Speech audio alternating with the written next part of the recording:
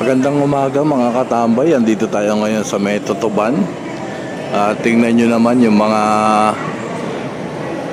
lola't lolo natin, no? Nag-aantay dito.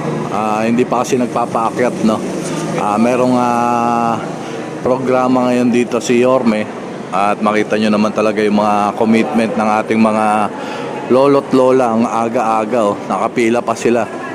Walang binibigay na mga kung ano-ano, no, sa mga patawag ni Yorme, pero makita lang siya at marinig yung mga kanyang sasabihin, talagang inaabangan ng ating mga lolo't lola. Kayang-kaya natin yan. Marami pa yan. Kahit nasa kasakal ka pa nila, kung anong paninikan gawin nila sa'yo. Sa'yo pa rin kami. Ayan. Mensahe ng pagkakalamat na hindi kayo iniwaliyo at kabayaran. Kayo po yung mga full na lolo't lola ni Yorme. Talagang maraming pasasalamat namin kayo. Kasi hindi kami pinabayaan. Tanong na lang pero Yorme na hindi tatapusin mo ba?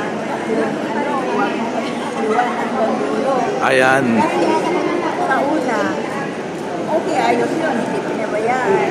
Opo. Tapos, bigla lang siya nawala o anong nangyari. Binaha na ka. Ngayon po, ano po ang panawagan nyo? Yorme, sana manalo na tayo. Huwag na kami iwan hanggang katapusan. Ayan.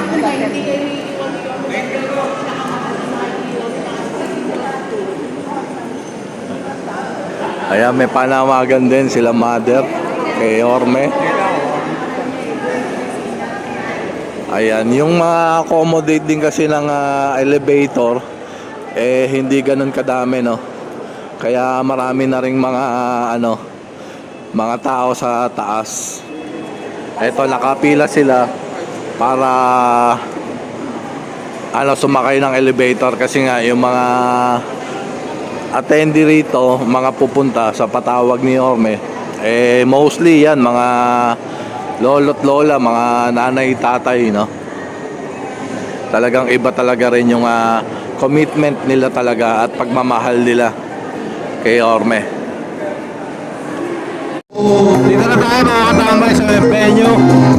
At ito, marami ng mga lola't lolo na nandito nag-aantay.